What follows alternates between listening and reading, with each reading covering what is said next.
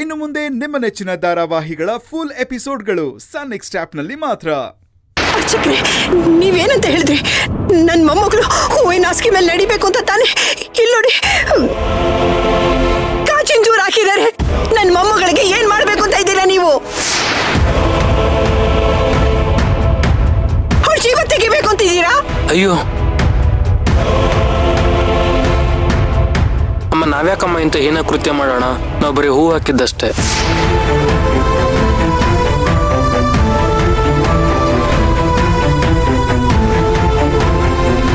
ಹಾಗಾದ್ರೆ ನನ್ನ ಮೊಮ್ಮಗಳ ಕಾಲ್ಗೆ ಗಾಜ್ ಹೇಗೆ ಸುಚ್ಕೊಂತು? ಒಂದು ಗೊತ್ತಾಗ್ತಾ ಇಲ್ಲಮ್ಮ. ನಮ್ ದೇವಸ್ಥಾನದ ಇತಿಹಾಸದಲ್ಲೇ ಒಂದ್ಸರಿನೂ ಈ ತರ ಆಗಿಲ್ಲಮ್ಮ. ಇದೇ ಮೊದಲು. ಅಲ್ಲ, ನಿಮ್ಗೆ ಗೊತ್ತಿಲ್ಲ ಅನ್ನೋದಕ್ಕೆ ಹೇಗ್ ಸಾಧ್ಯ? ಇದನ್ನೆಲ್ಲ ತಯಾರಿ ಮಾಡಿದ್ ನೀವೇ ತಾನೇ? ಅಮ್ಮ, ನೀವು ಕೊಟ್ಟಿದ್ದು ಹೂ ಹಾಕಿದೇವೆ ಅಷ್ಟೇ.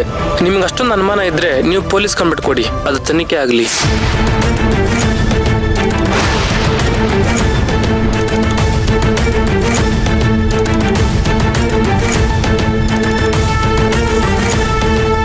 ಅಯ್ಯಯ್ಯೋ, ಪೊಲೀಸು ಕಂಪ್ಲೇಂಟು ತನಿಖೆ ಅಂತ ಕುತ್ಕೊಂಡ್ರೆ ವ್ರತ ಹಾಳಾಗೋದಿಲ್ವಾ? ಸೇವಂತಿ ಕಾಲಿಗೆ ಔಷಧಿ ಹಚ್ಚಿ ಹೋಮ ಶುರು ಮಾಡೋಣ, ಅದು ಒಳ್ಳೇದಲ್ವಾ? ಹಾಗಂತ ಇದನ್ ಹೀಗೆ ಬಿಡಕ್ಕಾಗತ್ತಾ ಹೇಳು? ಇಲ್ಲ ಅತ್ತೆ, ಇದಕ್ ನಾವು ಕ್ರಮ ತಗೊಳ್ಳೇಬೇಕು. ಪಾಪ ಸೇವಂತಿ ಎಷ್ಟು ಭಕ್ತಿಯಿಂದ ವ್ರತ ಮಾಡ್ತಿದ್ದಾಳೆ. ಇವಳ ಜಾಗದಲ್ಲಿ ಬೇರೆ ಯಾರೇ ಇದ್ದಿದ್ರು ಈ ವ್ರತನ ಇಲ್ಲಿಗೆ ನಿಲ್ಲಿಸ್ಬಿಡ್ತಿದ್ರು. ಆದ್ರೆ ಸೇವಂತಿ ನಿಲ್ಸಿದ್ರೆ ಪೂಜಾಗ್ ತೊಂದ್ರೆ ಆಗತ್ತೆ ಅಂತ ಹಾಗೆ ಮಾಡ್ಲಿಲ್ಲ. ಅತ್ತೆ, ಇಲ್ಲ, ಇದಕ್ ನಾವು ಕ್ರಮ ತಗೊಳ್ಳೇಬೇಕು. ಬನ್ನಿ ಪೊಲೀಸ್ ಕಂಪ್ಲೇಂಟ್ ಕೊಡೋಣ. ಅತ್ತೆ, ದಯವಿಟ್ಟು ನಿಮ್ಗೆ ಕೈ ಮುಗಿತೀನಿ, ಯಾರು ಏನು ಮಾತಾಡ್ಬೇಡಿ. ಏನ್ ಸೇವಂತಿ ನೀನು ಇಷ್ಟೆಲ್ಲ ಆದ್ರೂ ಬಿಟ್ಬಿಡಿ ಅಂತ ಹೇಳ್ತಿದ್ಯಲ್ಲ, ಇದು ಸರಿನಾ? ಹೌದು ಅಜ್ಜಿ, ವ್ರತ ಸಂಪೂರ್ಣ ಆಗೋದ್ ಮಾತ್ರನೇ ಮುಖ್ಯ. ಅರ್ಚಕ್ರೆ, ನೀವು ಹೋಮ ಶುರು ಮಾಡ್ಕೊಳ್ಳಿ. ಇಲ್ಲ ಇಲ್ಲ, ನನ್ಗೆ ಯಾಕೋ ಈ ಕೆಲ್ಸ ಪ್ರಿಯಂದೆ ಅನ್ಸ್ತಾ ಇದೆ. ಇಲ್ಲ ಅಜ್ಜಿ, ಪ್ರಿಯಾ ಇಲ್ಲಿ ಇಲ್ವೇ ಇಲ್ವಲ್ಲ. ಅರ್ಜುನ್ ಸರು ಪ್ರಿಯಾ ಇಬ್ರು ಸೇರಿ ಕರ್ಣ ಭಾವನ ಹಾಸ್ಪಿಟ್ಲ್ ಕರ್ಕೊಂಡು ಹೋಗಿದ್ದಾರೆ. ಏನು, ಕರ್ಣನ ಆಸ್ಪತ್ರೆ ಕರ್ಕೊಂಡು ಹೋದ್ರ? ಅವನ್ಗೇನಾಯ್ತು? ಅಯ್ಯೋ, ಇರೋ ಸತ್ಯನ ಹೇಳ್ಬಿಟ್ರೆ ಇವರೆಲ್ಲ ಗಾಬರಿ ಆಗ್ತಾರೆ. ಏನ್ ಮಾಡ್ಲಿ? ಏನಿಲ್ಲ, ಭಾವನ್ ಪೆಟ್ಟಾಗಿತ್ತಲ್ಲ, ನಡೆಯುವಾಗ ಗೋಡೆಗೆ ತಗ್ಲಿ ಸ್ವಲ್ಪ ನೋವಾಗಿದೆ. ಅದಕ್ಕೆ ಡಾಕ್ಟರ್ ಹತ್ರ ಕರ್ಕೊಂಡು ಹೋಗಿದಾರಷ್ಟೇ. ಇನ್ನೇನ್ ಬಂದ್ಬಿಡ್ತಾರಜ್ಜಿ, ಪೂಜೆ ಶುರು ಮಾಡೋಣ. ಈ ಕರ್ಣ ಏನಾರು ಅನಾಹುತ ಮಾಡ್ಕೊಡ್ತಾನೆ ಇರ್ತಾನೆ. ನಾನು ಹೇಳ್ದೆ ಅವ್ನಿಗೆ ಮನೇಲಿ ಇತ್ಕೊಂಡು ರೆಸ್ಟ್ ಹೋಗು ಅಂತ, ನನ್ ಮಾತೆ ಕೇಳಲಿಲ್ಲ. ಕರ್ಮ, ಈ ಕಣ್ಣಲ್ಲಿ ಇನ್ನೂ ಏನೇನ್ ನೋಡ್ಬೇಕೋ ಏನೋ. ಅಜ್ಜಿ ಪ್ಲೀಸ್ ಅಳ್ಬೇಡಿ.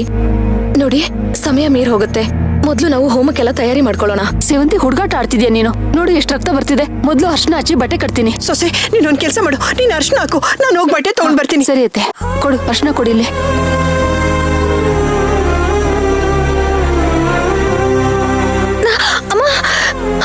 ಅರ್ಶನ ಹಚ್ಕೋ. ನೋಡಿ ಎಷ್ಟು ರಕ್ತ ಹೋಗ್ತಿದೆ. ಈ ಜಗತ್ತಲ್ಲಿ ಬಂಡಿ ಮುಂಡಿ ಜಗಮುಂಡಿ ಅಂತ ಯಾರಾದ್ರೂ ಇದ್ರೆ ಈ ಸೇವಂತಿನೇ ಅನ್ಸುತ್ತೆ. ಇಷ್ಟು ಚುಚ್ಚಿಸ್ಕೊಂಡ್ರು ಯಾರೇ ಅಂತಿಲ್ವಲ್ಲ. ಅಲ್ಲಮ್ಮ ಸೇವಂತಿ, ಇಷ್ಟು ನೋವು ಅನ್ಭವಿಸ್ತಿದ್ಯಾ, ಆದ್ರೂ ಪೂಜಾಗ್ ಮಗು ಆಗ್ಬೇಕು ಅಂತ ಪೂಜೆನ ಮುಂದುವರಿಸ್ತೀನಿ ಅಂತ ಹೇಳ್ತಿದ್ಯಾ. ಏನಮ್ಮ ನೀನು?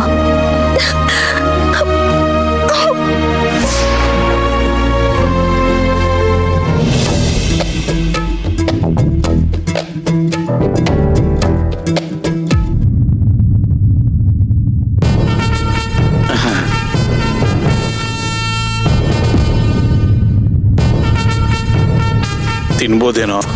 ತಿನ್ನಿ ಮಾವ, ತಿಂದು ಹೇಳಿ. ಏನೋಪ್ಪ, ಧೈರ್ಯ ಮಾಡ್ಕೊಂಡು ತಿಂತೀನಿ.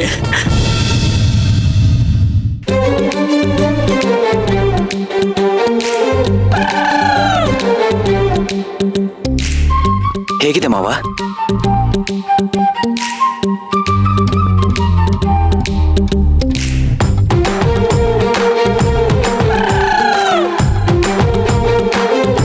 ಹೇಗಿದೆ ಮಾವ?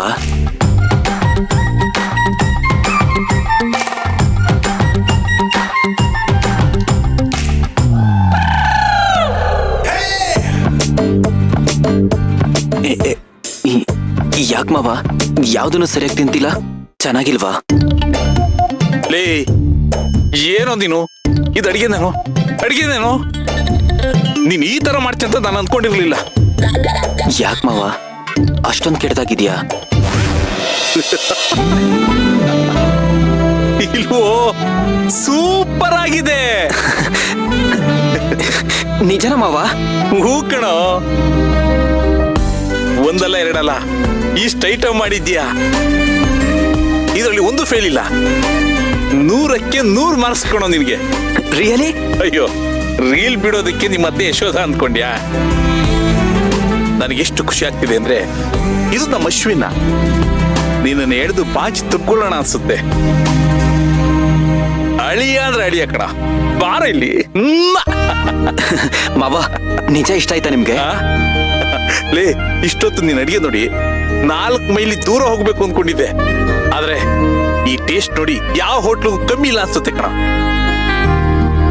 ಅಷ್ಟು ಚೆನ್ನಾಗಿ ಮಾಡಿದ್ಯಾ. ಅಡಿಗೆ ಮನೇಲಿ ಇನ್ನೂ ಏನೇನ್ ಐಟಮ್ ಇದೆಯೋ ಅದೆಲ್ಲ ತಗೊಂಬರ, ಎಲ್ಲ ತಿಂದ್ಬಿಡ್ತೀನಿ.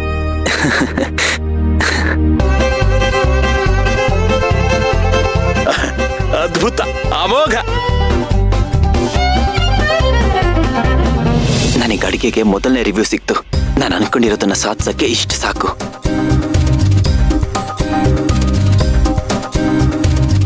ಅಶ್ವಿನ್, ಯಾಕೋ ಇಷ್ಟೊಂದು ಎಮೋಷನಲ್ ಆಗಿದ್ಯಾ?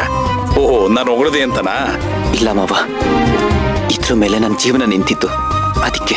ಸಾರಿ ಕಣ, ಆಗ್ಲೇ ನಾನು ಇದನ್ನ ತಿಂದ್ರೆ ನನ್ನ ಜೀವನೇ ಹೋಗುತ್ತೆ ಅಂತ ನೀನ್ ನಾಡ್ಕೊಂಡ್ಬಿಟ್ಟೆ. ಹಾಗೇನಿಲ್ಲ ಮಾವ, ಅವಮಾನ ಮಾಡ್ದವ್ರ ಹತ್ರನೇ ಸನ್ಮಾನ ಮಾಡಿಸ್ಕೋಬೇಕು.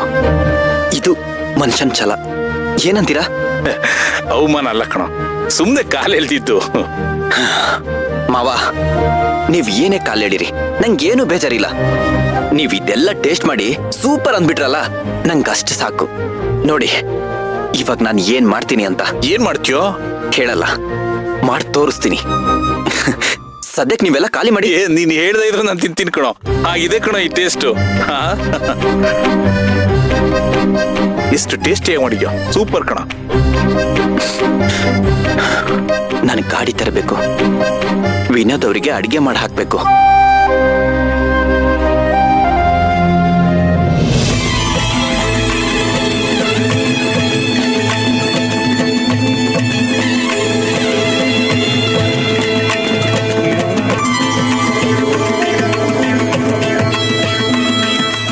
ಇವತ್ ನೀನ್ ಹೆಣ ಮಾಡಿ ಇದೇ ತರ ಅಗ್ನಿಗೆ ಆಹುತಿ ಕೊಡ್ಬೇಕು ಅನ್ಕೊಂಡೆ. ಆದ್ರೆ ನೀನು ಬದುಕ್ ಬಂದು ನನ್ ಮುಂದೆನೆ ಪೂರ್ಣಾಹುತಿ ಕೊಡ್ತಿದ್ಯಲ್ಲ ಸೇವಂತಿ.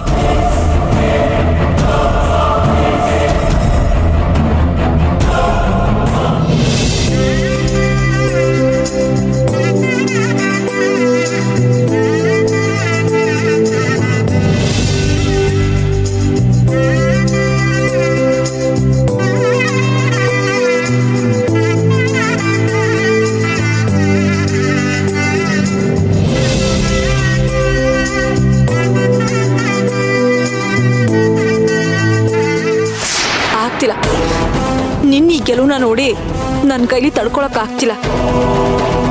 ನಿನ್ ಸಾವನ್ನ ನೋಡ್ಬೇಕು ಅಂತ ಬಂದಿರೋ ನನ್ಗೆ ಇದು ಎಂತ ಸೋಲು. ಛೇ,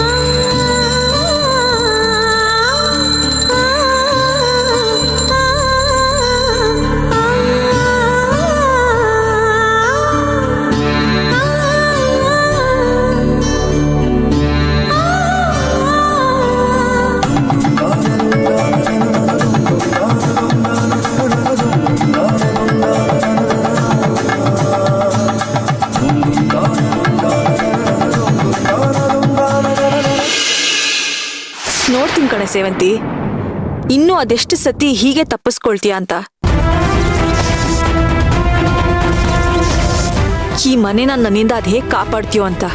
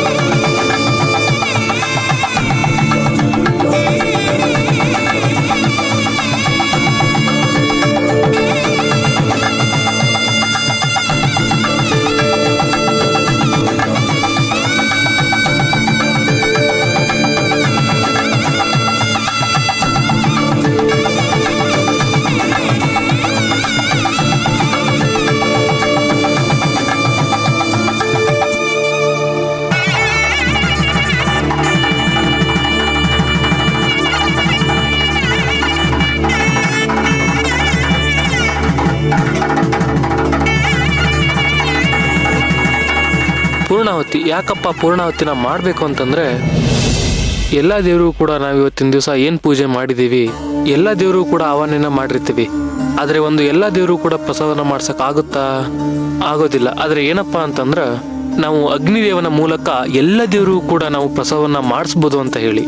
ಯಾಕಪ್ಪ ಅಂತಂದ್ರೆ ಅಗ್ನಿದೇವನಿಗೆ ಸಪ್ತತೆ ಸಮಿದ ಸಪ್ತ ಜೀವಾಹ ಅಂದ್ರೆ ಏನಪ್ಪಾ ಅಂತಂದ್ರೆ ಅಗ್ನಿದೇವನಿಗೆ 7 ನಾಲಿಗೆ ಅಂತ ಹೇಳಿ. ಹಾಗಾಗಿ ನಾವೇನಪ್ಪಾ ಅಂತಂದ್ರೆ ಸ್ವಾಹ ಅನ್ನೋದು ಅಗ್ನಿದೇವನ ಹೆಂಡತಿ ಹೆಸರು.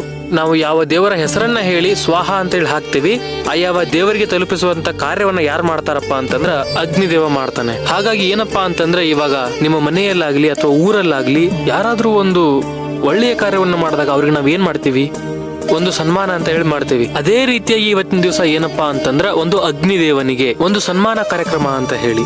ಹಾಗಾಗಿ ಇವತ್ತಿನ ದಿವಸ ನಾವು ಮಾಡ್ತಕ್ಕಂಥ ಒಂದು ಕಾರ್ಯದಲ್ಲಿ ಯಾವುದೇ ಒಂದು ವಿಘ್ನವೂ ಬರಬಾರ್ದು, ಬಂದಿರತಕ್ಕಂಥ ವಿಘ್ನವೂ ಕೂಡ ನಿವಾರಣೆ ಆಗ್ಬೇಕು, ಇಷ್ಟಾರ್ಥಗಳು ಕೂಡ ಸಿದ್ಧಿ ಆಗ್ಬೇಕು ಅಂತ ಹೇಳಿ ಏನೇ ಅರ್ಪಣೆ ಮಾಡಿದ್ರು ಕೂಡ ಅಗ್ನಿದೇವನಿಗೆ ಪೂರ್ಣ ಫಲವನ್ನ ಕೊಡಬೇಕು ಅಂತ ಹೇಳಿ. ಹಾಗಾಗಿ ಕಲಿಯುಗದ ಒಂದು ಕಾಮಧೇನು ಕಲ್ಪವೃಕ್ಷ ಅಂತ ಹೇಳ್ತಾ ಒಂದು ಅಯ್ಯವ ನಾರಿಕೇಳ ಫಲವನ್ನ ಇಟ್ಕೊಂಡು ನಾವು ಅಗ್ನಿದೇವನಿಗೆ ಒಂದು ಪೂರ್ಣಾವತಿಯನ್ನ ಕೊಡ್ತಾ ಇದ್ದೀವಿ ಅಂತ ಹೇಳಿ ಇನ್ನೊಂದ್ಸರಿ ಅನನ್ಯ ಭಕ್ತಿಯಿಂದ ಪ್ರಾರ್ಥನೆ ಮಾಡ್ಕೊಂಡು ಇದರಲ್ಲಿ ಹಾಕ್ಬಿಡಿ.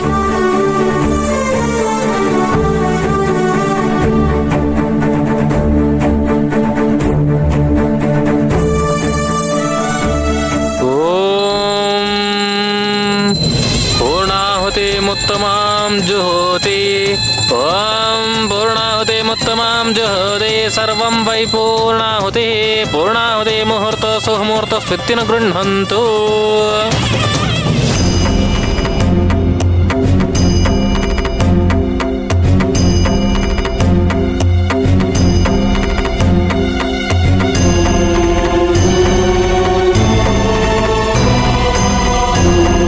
ನಿಂತಲ್ಲೇ 3 ಸುತ್ತು ಹಾಕಿ ಪ್ರದಕ್ಷಿಣೆ ಮಾಡ್ಕೊಳ್ಳಿ. ಪ್ರಕೃಷ್ಟ ಪಾಪನಾಶಾಯ ಪ್ರಕೃಷ್ಟ ಫಲಸಿದ್ಧಯೇ ಪ್ರದಕ್ಷಿಣಂ ಕರೋಮೀಶ ಪ್ರಸೀದ ಪರಮೇಶ್ವರ. ಪ್ರಕೃಷ್ಟ ಪಾಪನಾಶಾಯ ಪ್ರಕೃಷ್ಟ ಫಲಸಿದ್ಧಯೇ ಪ್ರದಕ್ಷಿಣಂ ಕರೋಮೀಶ ಪ್ರಸೀದ ಪರಮೇಶ್ವರ. ಪ್ರಕೃಷ್ಟ ಪಾಪನಾಶಾಯ ಪ್ರಕೃಷ್ಟ ಫಲಸಿದ್ಧಯೇ ಪ್ರದಕ್ಷಿಣಂ ಕರೋಮೀಶ ಪ್ರಸೀದ ಪರಮೇಶ್ವರ. ಪ್ರಾರ್ಥನಾಂ ಸಮರ್ಪಯಾಮಿ.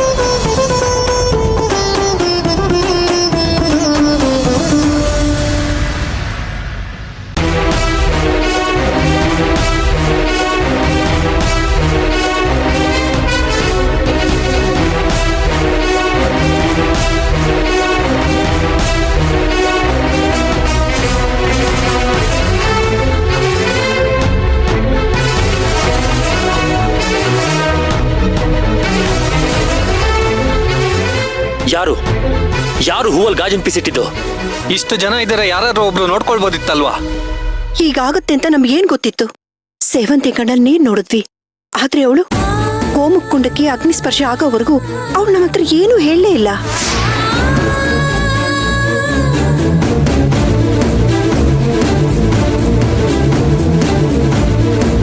ಯಾಕೆ ಸೇವಂತಿ ನೀನ್ ಹೀಗೆ? ನೋವಾಗ್ತಿದೆ ಅಂದಾಗ್ಲಾದ್ರೂ ಹೇಳ್ಕೋಬೇಕು ತಾನೆ?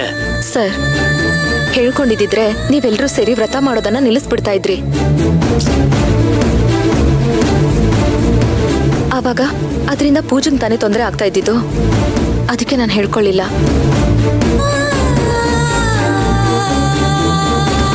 ಹಾಗಂತ ಈ ರೀತಿ ಒದ್ದಾಡ್ಕೊಂಡು ವ್ರತ ಮಾಡೋದ ಅದಕ್ಕೆ? ಹೀಗೆಲ್ಲ ಅಂತ ಗೊತ್ತಿದ್ದಿದ್ರೆ ನಾನು ದೇವಸ್ಥಾನಕ್ಕೆ ಬರ್ತಾನೆ ಇರ್ಲಿಲ್ಲ. ಇದನ್ನ ಇಲ್ಲಿಗೆ ಬಿಡಬಾರ್ದು. ಮೊದ್ಲು ಹೋಗಿ ಇದ್ರ ಬಗ್ಗೆ. ಸರ್, ಈಗಷ್ಟೇ ಎಲ್ರಿಗೂ ಇದನ್ನ ಇಲ್ಲಿಗೆ ಬಿಟ್ಬಿಡಿ ಅಂತ ಹೇಳ್ತಿದ್ದೀನಿ. ಈಗ ಮತ್ತೆ ನೀವು ಶುರು ಮಾಡ್ಬೇಡಿ. ಮೊದಲು ವ್ರತ ಮುಗಿಸಿ ಮನೆಗೆ ಹೋಗೋಣ. ಕೆಂಡಕ್ಕಿನ್ನೂ ರೆಡಿ ಮಾಡ್ಕೋಬೇಕು, ನೆನ್ಪಿದ್ಯಾ? ಅಲ್ಲ ಸೇವಂತಿ, ಇಷ್ಟೆಲ್ಲ ಆದ್ಮೇಲೂ ಕೆಂಡ ಹಾಯ್ತೀನಿ ಅಂತ ಹೇಳ್ತಿದ್ಯಲ್ಲ, ನಿನ್ಗೇನಾದ್ರೂ ಬುದ್ಧಿ ಇದೆಯಾ? ಮೊದ್ಲೇ ಗಾಯ ಆಗಿರೋ ಕಾಲು, ಕೆಂಡದ ಮೇಲೆ ಕಾಲಿಟ್ರೆ ಏನಾಗ್ಬೇಡ. ಏನಾಗಲ್ಲ ಸರ್, ದೇವ್ರಿದಾನೆ. ನಾನು ಮಾಡ್ತಿದ್ದೀನಿ ಅಷ್ಟೇ.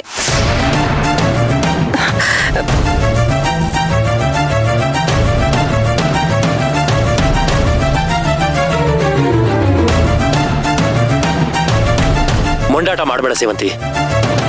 ಕಾಲ್ ಸರಿಯಾಗಿದ್ದಾಗ್ಲೇ ಕೆಂಡನ ತುಳಿಯೋದು ಕಷ್ಟ. ಅಂಥದ್ರಲ್ಲಿ ನಿನ್ ಕಾಲ್ಗೆ ಪೆಟ್ಟಾಗಿದೆ. ಈಗ ಕೆಂಡನ ತುಳಿಯೋದಕ್ಕೆ ಸಾಧ್ಯನೇ ಇಲ್ಲ. ಈ ವ್ರತ ಎಲ್ಲ ಏನೂ ಬೇಡ, ನಡಿ ಮನೆಗೆ ಹೋಗೋಣ. ಹೌದು ಸೇವಂತಿ, ಅರ್ಜುನ್ ಹೇಳ್ತಿರೋದು ಸರಿಯಾಗಿದೆ. ನೀನ್ ವ್ರತ ಮಾಡೋದ್ ಬೇಡ. ನೋಡಿ ಅಜ್ಜಿ, ನೀವ್ ಯಾರೇನೇ ಹೇಳಿದ್ರು ನಾನಂತೂ ವ್ರತ ಮಾಡೇ ಮಾಡ್ತೀನಿ. ಸೇವಂತಿ, ನೀನ್ ಅವತ್ತು ವ್ರತ ಮಾಡ್ತೀನಿ ಅಂದಾಗ ನಾನು ಬೇಡ ಅಂತ ಹೇಳಿದ್ದೆ. ಆದ್ರೂ ನಿನ್ಗೆ ಬೇಜಾರಾಗಬಾರ್ದು ಅಂತ ಒಪ್ಕೊಂಡು ನಿನಗೆ ಸಪೋರ್ಟ್ ಮಾಡಿದ್ದೆ. ಈಗ ನಿನ್ ಪರಿಸ್ಥಿತಿ ಏನಾಗ್ತಿದೆ ಅಂತ ನೋಡ್ತಿದ್ಯಲ್ವಾ? ಹೌದು ಸೇವಂತಿ, ಎಲ್ಲದಕ್ಕಿಂತ ನಿನ್ನ ಆರೋಗ್ಯ ಮುಖ್ಯ. ನೀನ್ ಸುಮ್ಮನೆ ಇರೋದು ಒಳ್ಳೇದು. ಅಯ್ಯೋ ದೇವ್ರೆ, ಯಾಕೆ ಯಾರು ನನ್ನ ಮಾತನ್ನ ಅರ್ಥ ಮಾಡ್ಕೋತಾ ಇಲ್ಲ? ಅದಕ್ಕೆ ಅರ್ಥ ಮಾಡ್ಕೊಳ್ದೆ ಹಠ ಮಾಡ್ತಿರೋದು ನೀವು. ಈ ಪರಿಸ್ಥಿತಿಲೂ ನೀವು ವ್ರತ ಮಾಡ್ತೀನಿ ಅನ್ನೋದು ನೆನ್ಸ್ಕೊಂಡ್ರೆ ನನಗ್ ಭಯ ಆಗತ್ತೆ. ಅದಕ್ಕೆ ಪ್ಲೀಸ್ ಇದನ್ನ ಇಲ್ಲಿಗೆ ಬಿಟ್ಬಿಡಿ. ಭಾವ, ನಾನಂತೂ ಪೂಜೆನ ಇಲ್ಲಿಗೆ ಬಿಡಲ್ಲ. ಪೂಜನ್ಗೆ ಮಗು ಆಗ್ಬೇಕು ಅಂದ್ರೆ ನಾನಿದನ್ನ ಮಾಡ್ಲೇಬೇಕು. ಅಯ್ಯೋ ನೋಡು ಸೇವಂತಿ, ಪೂಜಾಗೆ ಮಗು ನಿಧಾನವಾಗಾದ್ರೂ ಪರವಾಗಿಲ್ಲ. ಮಗು ಅಂತ ಮನ್ಸಿರೋ ನಿನ್ಗೆ ನೋವು ಕೊಟ್ಟು ಮಗು ಮಾಡ್ಕೊಳ್ಳೋ ಅವಶ್ಯಕತೆ ಇಲ್ಲ. ಭಗವಂತ ಯಾವಾಗ ಕೊಡ್ಬೇಕು ಅಂತಿದಾನೋ ಅವಾಗ ಕೊಡ್ತಾನಷ್ಟೇ. ಎಲ್ರೂ ಹೇಳ್ತಿರೋದು ನಿಮ್ ಒಳ್ಳೇದಕ್ಕೆ. ಅದಕ್ಕೆ ದಯವಿಟ್ಟು ಸುಮ್ಮನೆ ಇದ್ಬಿಡಿ. ಎಲ್ರು ಅದೇನು ಆಡ್ತಾರೋ. ಹೌದು ಪ್ರಿಯಾ, ಅದ್ರಲ್ಲಿ ನಿನ್ನ ಗಂಡ ಒಂದ್ ಹೆಜ್ಜೆ ಮುಂದೆನೆ ಬಿಡು. ನೋಡು ಸೇವಂತಿ, ಎಲ್ರ ಅಭಿಪ್ರಾಯನೂ ಅದೇ ಆಗಿದೆ. ನೀನು ಹಠ ಮಾಡಬೇಡ. ಇಲ್ಲ ಸರ್, ನಾನಂತೂ ಯಾರೇನೇ ಹೇಳಿದ್ರು ವ್ರತ ಮಾಡೋದಂತೂ ನಿಲ್ಸಲ್ಲ. ಇವ್ರು ಇಷ್ಟೆಲ್ಲ ಹೇಳ್ತಿದ್ರು ನೀನ್ ವ್ರತ ಮಾಡ್ಬೇಕಾ? ದೊಡ್ಡವ್ರ ಮಾತಿಗೆ ಬೆಲೆ ಇಲ್ವಾ? ದೊಡ್ಡೋರ್ ಮಾತಿಗೆ ಬೆಲೆ ಕೊಡಲ್ಲ ಅಂತಲ್ಲ, ನಾನು ಯಾವತ್ತೂ ದೊಡ್ಡೋರ್ ಮಾತಿಗೆ ಬೆಲೆ ಕೊಡ್ತೀನಿ ಚಿಕ್ಕಿ. ಹಾಗಂತ ದೇವ್ರನ್ನ ತಿರಸ್ಕರಿಸೋದಕ್ಕಾಗಲ್ಲ. ಯಾವುದೇ ದೋಷ ಇಲ್ದೆ ಪೂಜನ್ಗೆ ಮಕ್ಳಾಗ್ಬೇಕು ಅಂದ್ರೆ ನಾನ್ ಹೊತ್ಕೊಂಡಿರೋ ಈ ವ್ರತನ ಮಾಡ್ಬೇಕು. ಅದನ್ನ ಪೂರ್ತಿಯಾಗಿ ಮಾಡ್ತೀನಿ. ಬೇಡ ಸೇವಂತಿಕ, ಮನೆಯವ್ರಿಗೆ ಯಾರಿಗೂ ಇಷ್ಟ ಇಲ್ಲ. ಎಲ್ರಿಗೂ ನೋವು ಕೊಟ್ಟು ನೀನೀ ವ್ರತನ ಮಾಡ್ಲೇಬೇಕಾ? ಇವತ್ತೆಲ್ರಿಗೂ ನೋವಾಗ್ತಿರ್ಬಹುದು, ಆದ್ರೆ ನಾಳೆ ದಿನ ಈ ಮನೆಗೊಂದು ಪುಟ್ಟ ಕಂದಮ್ಮ ಬರುತ್ತಲ್ಲ, ಆ ಮಗು ಮುಖಾನ ನೋಡ್ತಾ ಎಲ್ರೂ ನೋವನ್ನ ಮರೀತಾರೆ.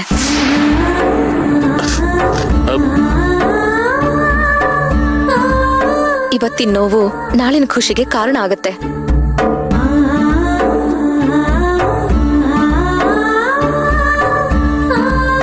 ಹಾಗಿದ್ಮೇಲೆ ಯಾಕೆ ಮಾಡ್ಬಾರ್ದು? ಯಾರು ಹೇಳಿದ್ರು ನಿನಗೆ ನೋವಾದ್ರೂ ನಾವೆಲ್ಲ ಖುಷಿಯಾಗಿರ್ತೀವಿ ಅಂತ? ಯಾವ ಕಾರಣಕ್ಕೂ ಅದು ಸಾಧ್ಯ ಇಲ್ಲ. ನೋಡಿ ಸೇವಂತಿ, ಮೊದ್ಲು ಗಾಯ ವಾಸಿ ಆಗ್ಲಿ, ಆಮೇಲೆ ಬೇಕಿದ್ರೆ ಈ ವ್ರತನ ಮುಂದುವರಿಸಿವಂತೆ. ಅಯ್ಯೋ ಸೇವಂತಿ, ಅದಕ್ಕೆ ಸರ್ ದಯವಿಟ್ಟು ತಡಿಬೇಡಿ. ವ್ರತ ಮಾಡ್ಬೇಡ ಅಂತ ಮಾತ್ರ ಹೇಳ್ಬೇಡಿ ಸರ್, ಪ್ಲೀಸ್. ಇಲ್ಲ ಸೇವಂತಿ, ನಾನು ಇದಕ್ಕೆ ಅವಕಾಶ ಕೊಡಲ್ಲ. ಅಯ್ಯೋ ಸರ್, ನನ್ಗೇನು ಆಗಿಲ್ಲ. ವ್ರತ ಮಾಡ್ಬೇಡ ಅಂದ್ರೆ ನನಗೆ ಏನಾಗಿದೆ ಸರ್? ನಾನ್ ಚೆನ್ನಾಗಿದ್ದೀನಿ. ಆದ್ರೆ ವ್ರತ ಮಾತ್ರ ನಿಲ್ಸ್ಬಿಡು ಅಂತ ಹೇಳಕ್ ಹೋಗ್ಬೇಡಿ. ಇದು ನನ್ನ ಆಸೆ. ಸೇವಂತಿ ನೋಡು, ಈಗಾಗ್ಲೇ ನಿನ್ ಕಾಲಲ್ಲಿ ತುಂಬಾ ಗಾಯ ಆಗಿದೆ. ಏನಾಗ್ಬೇಕೋ ಅದಾಗೆ ಆಗುತ್ತೆ. ದಯವಿಟ್ಟು ಅರ್ಥ ಮಾಡ್ಕೋ. ಅತ್ತೆ, ನಿಮಗ್ ಗೊತ್ತಿಲ್ಲ, ನಾನು ಮೇಲ್ನೋಟಕ್ ಮಾತ್ರ ಚೆನ್ನಾಗಿದ್ದೀನಿ. ಮನ್ಸಲ್ಲಿ ಎಷ್ಟು ಕೊರಗ್ತಾ ಇದ್ದೀನಿ ಅಂತ ನನಗ್ ಮಾತ್ರ ಗೊತ್ತು. ನನ್ ಮಗು ನನ್ ಕೈ ಸೇರ್ಲಿಲ್ಲ, ಸ್ಮಶಾನ ಸೇರ್ಬಿಡ್ತು.